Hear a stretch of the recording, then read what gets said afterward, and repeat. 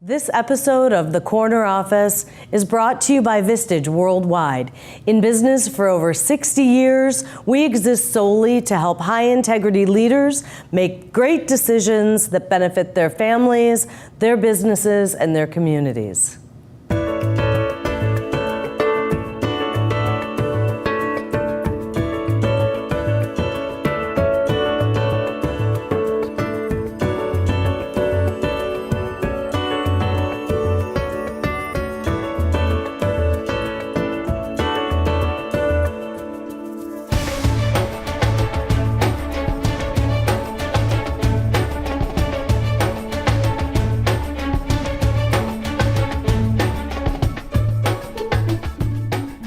Hello, San Gabriel Valley. Thanks again for joining me today at The Corner Office.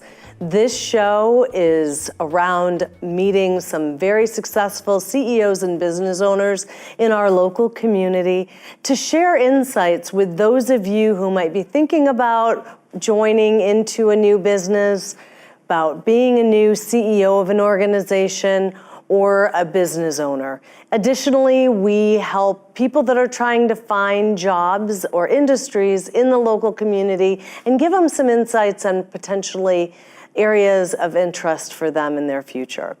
Today, we are so lucky to have a very special guest, Christine Moore from the Little Flower Company. She has several restaurants in our community, and I already shared with her today that I am absolutely in love with all of her candies as my sweet tooth grows as my years progress. Christine, thanks so much for joining us today. Thank you. Thanks for having me. Very excited. So, Christine, talk a little bit about your story. You've got a very unique background in how you ended up in the candy and restaurant industry. I'd love to hear a little bit about your background. Well, I started the candy company 18 years ago, almost 19 years ago, making caramels in Los Angeles. Long before this artisan movement, I found myself home from living in France and having worked in the restaurant business my whole life. I worked as a pastry chef and lived and worked in France and came home and decided to have a family, and I was home with a newborn baby and was feeling a little underutilized, believe it or not. And to go from a busy pastry kitchen to sitting on a couch and nursing a baby, I wanted to peel potatoes with my feet and do something to keep myself busy, and I started making caramels.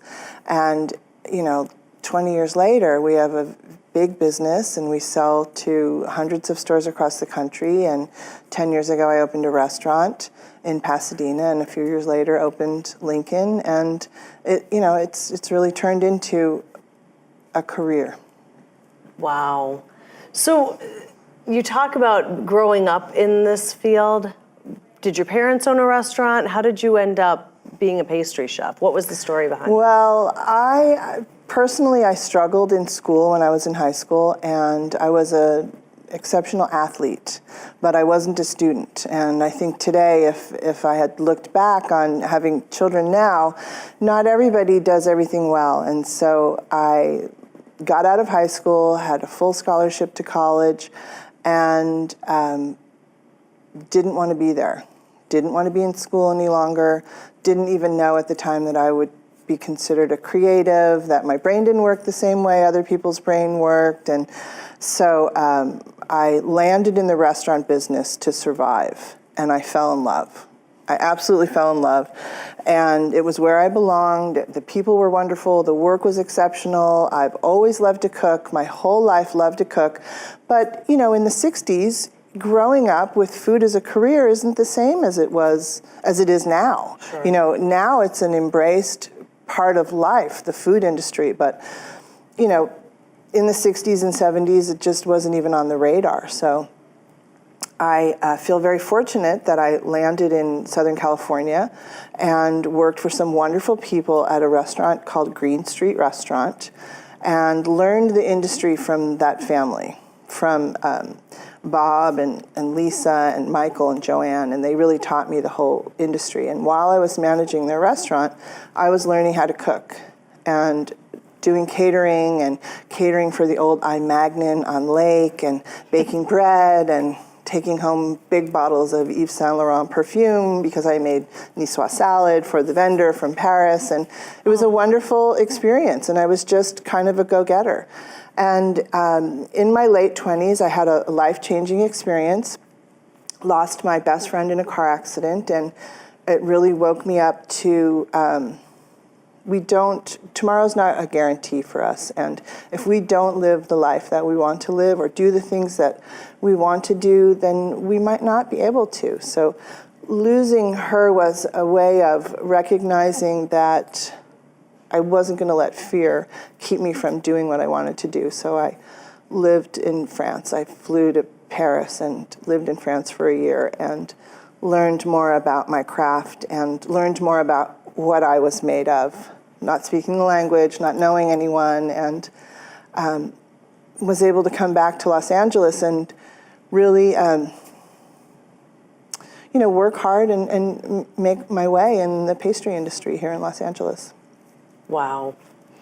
So when you were in France and you didn't know the language, how did you go about, how did you get your first job there? For people that are wanting to try something, wanting to take that leap. Well, I really believe the universe provides, but you have to put it out there. You have to be brave. You have to talk to people. You have to introduce yourself to people. You have to ask for what you want, and you have to get what you want. I had a book called The Pastry Shops of Paris, and it was like my Bible. I would sleep with it on my chest. I would fall asleep with it. It was always on my pillow. And my mission when I got to Paris was to go to every one of those shops and to meet every pastry chef owner of those shops. Well, once I landed in Paris, it was quite intimidating. I thought, oh my gosh, this is a little bit different than I romanticized about it when I was living in Pasadena. So I visited all the shops, didn't meet all the shopkeepers, but did meet Gerard Mulot, who had a shop right up the street from where I was staying. I had a hotel room for 3 days, had no plan, had a credit card with $500 on it. I mean, what was I thinking, right? But I still did it. Sometimes we're not supposed to know the whole plan because it would keep us from leaping. Right. Because once we leap, we can manage. But if we knew what was in front of us, we might not necessarily leap. So I walked into a wine shop across the street from my hotel on Rue de Seine, and I bravely introduced myself in French to the wine shop owner.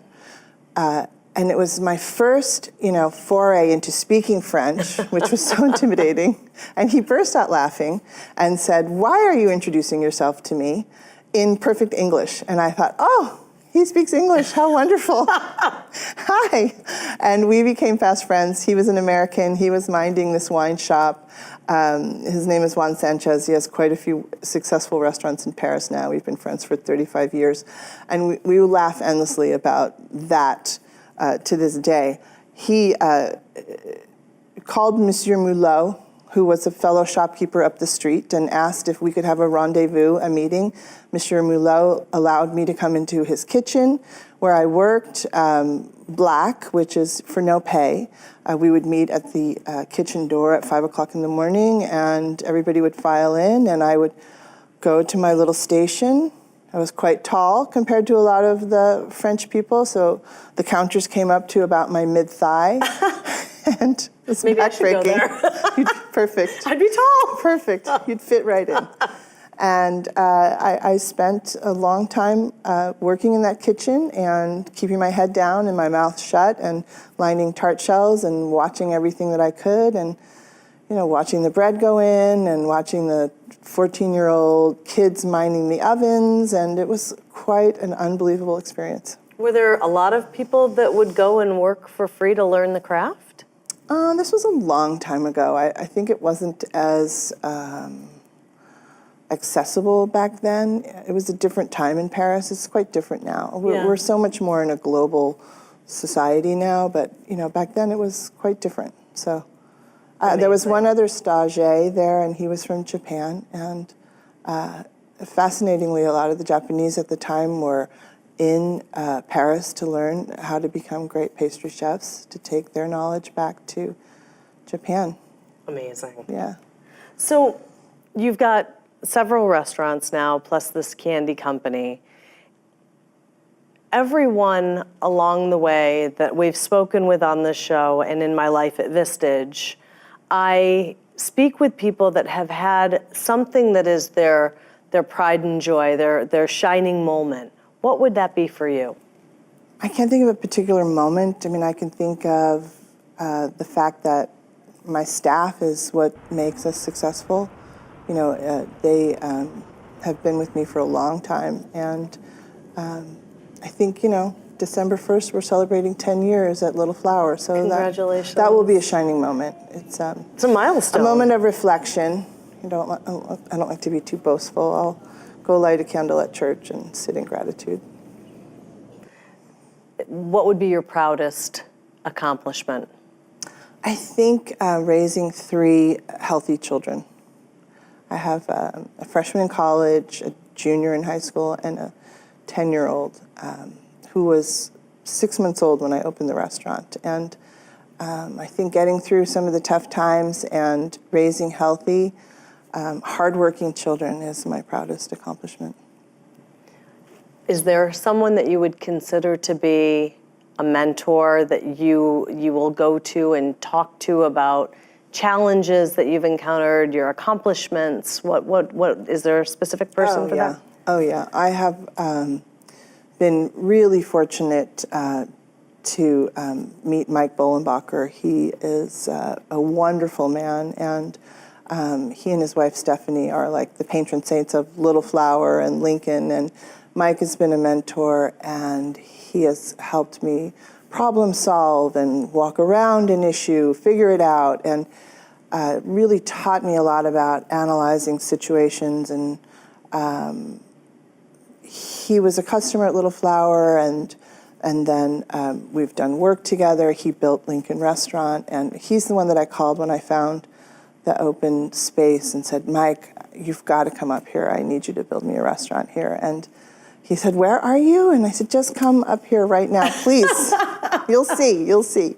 My son was like 4 years old, and I said, Mike, we just have to have a restaurant here. We have to break bread and make food here. So can you please build me a restaurant here?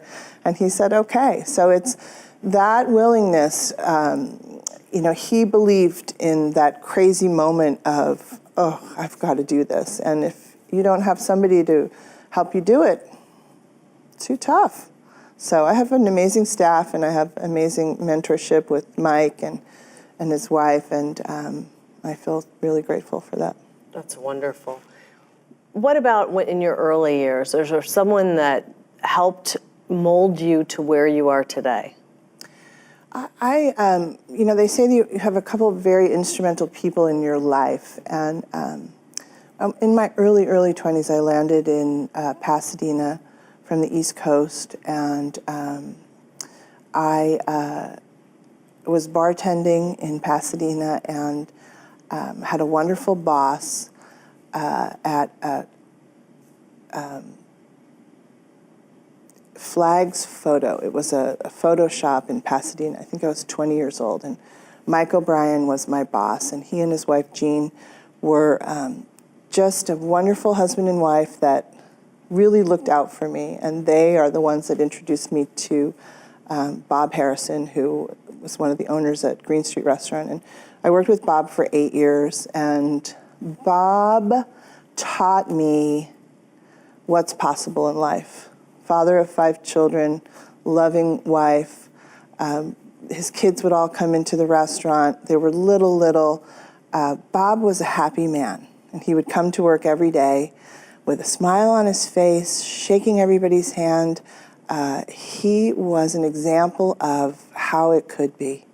And I have drawn upon that my entire career, thinking about Bob's joy, his gratitude, his ability to laugh all day long. He was just a happy man. And he rubbed off on me more than anybody I can ever think of in the world of business, because he showed me how, it could be to be, joyful every day. That's fantastic. Most business owners that I speak with they've had their pinnacle moment, and then there have been some challenges along the way. And as a person that, in order to be successful, you have had to have some obstacles or challenges along the way. What would be your biggest challenge or obstacle that you've overcome or are overcoming? When I opened Little Flower, I was in a challenging marriage that was ending, and I had 3 little children. And to figure out how to be a working mother of a newborn and a 5-year-old and a 7-year-old was it was challenging. And moving forward from that, I have really tried very hard to create an environment in my restaurants that supports the family. If your child is in the school play, you put your knife down and you go to the school play. If it's at 10 a.m., you leave the kitchen and you come back at 11:30. We cannot be good employees if we are not being good parents, if we cannot support the family, if we can't be there for the Christmas program, or if we can't stay home when our children are sick. So I have a policy at my restaurants that your children come first, and nobody takes advantage of it, and we all help each other out with that. My staff covered me for 10 years when I stayed home with my sick children, or if I had to work all night, we've supported each other incredibly. So I provide for my staff what I have asked of them all these years. So it works for us. It works well. You speak a lot about your employees, which I absolutely love because they are the backbone. And in many instances, people don't view it as that. It's almost a commodity. What do you look for when you're bringing on new people? And what I'd be looking for is like internal skills, the whole package. Well, we work in customer service and we work in hospitality. So I tell my staff that I am a humble servant. And if someone doesn't understand that, then perhaps they don't have that in them. I spoke in front of Temple City High School and I asked, who in this audience is a humble servant? And lots of laughter, very uncomfortable for teenage kids to think of themselves as that. But I have learned that that is my gift. And I want people around me who also believe in serving, love to make you happy every day when you come in. And either you want to do that or you don't. And it's fine if you don't want to do that. Then you shouldn't be in hospitality. If you're in hospitality, you do need to serve. You do need to bend over backwards. And you do need to enjoy it because it needs to be sincere. And so when I explain to my staff that I am a humble servant, and I ask in an interview, are you a humble servant? You can tell right away if somebody really enjoys waiting on people, serving, cooking, that is a specialty. And I love it myself, and I provide it.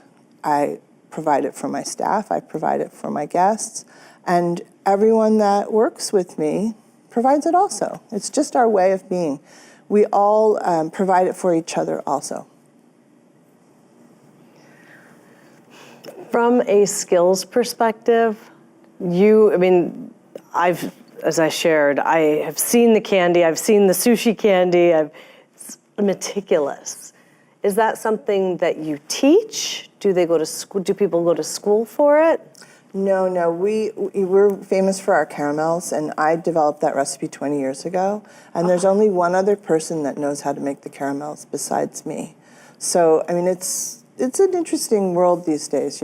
We've had people want to come work for us so that they can learn how to make caramels. And then, so we have to be careful, Freddie's been working with me for 10 years making the caramels, and he's really good at it. And so, but I do believe you give the same recipe to 10 people, you'll get 10 different results. We can't spend our time, worrying about who's going to take what they want. They can have it. We've moved on to something else, but the caramels is a little more specialized. What's your favorite thing that you make in your restaurant? Salty caramels. They're so good. They're so good. Like, yes. When I lived in France, we ate salty caramels. And when I came back from France, there were none here. And I thought, oh my gosh, I miss those Brittany caramels. I'm going to start making them. And people were aghast. You put salt in caramel, you put salt in caramel. And sure enough, we had to introduce Southern California to salty caramel. Well, I'm addicted. Getting back to what you were saying before about special talents, my job as an owner is to hire nice people and then look at them and see where their talent is too. Not everybody is good in front of customers. I have loved analyzing people's personality and said, you know what? You're an A-type personality. It's driving you crazy that they're messing up the pastries every day. I'm going to put you back in another area, and your job is to keep this area completely organized. And then they flourish. So it is our job as employers to bring out the best in people and see where their strengths are, not put people in uncomfortable situations where they can't manage it. There was somebody that applied for a counter position, and she was shy, and I was like, I think it'd be great scooping cookies. And she's fantastic because she doesn't have to talk to anybody. And that's a big part of my job too. That's also the sign of a good leader. I will share with you, just based on some of the people that I've spoken with, they wouldn't know to do something like that. And in essence, that creates a retention issue within that organization, which then goes to their reputation in the community, right. Which our community now, when you look at the internet, can go from more than just the neighborhood because of Glassdoor and different places like that. Right. So having the insight and the emotional intelligence to see that, you shared that people stay with you for a long time. We have no turnover, thankfully. In the hospitality industry. We also, as employers, we have to provide a living for these people. We have to grow. These people want to grow in their jobs and they want to master their jobs. And if they master their jobs, they're going to need to keep growing. So it's my job as an employer too, to always have something in the pipeline where we can grow and learn more. When you look at different gaps in the restaurant industry, I'll just use that because you've talked about service, you've talked about hospitality, we've talked about the growth of the restaurant industry as a whole from the 70s to now. Where do you see the industry going? Well, I can only comment from a small owner-operated standpoint. Where I'd like to see it go is better service. Food is trendy. We're going to go from no sugar to no eggs to farro to quinoa we're gonna go on a roller coaster ride of gluten-free and it teaches us at every turn. Right now we're in a huge gluten-free time where people are really struggling with their bodies and celiac disease, and it has created a huge base of knowledge of new flours and whole grains that we can be using. So where the state of food is going, nobody's cooking at home anymore. Children are not learning how to cook. Everybody's eating out.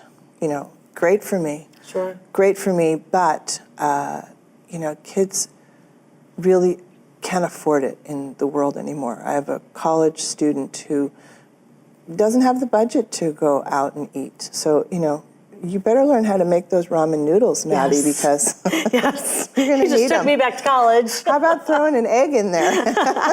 So, it's the state of food, the pendulum always swings back. We go from one end to the other.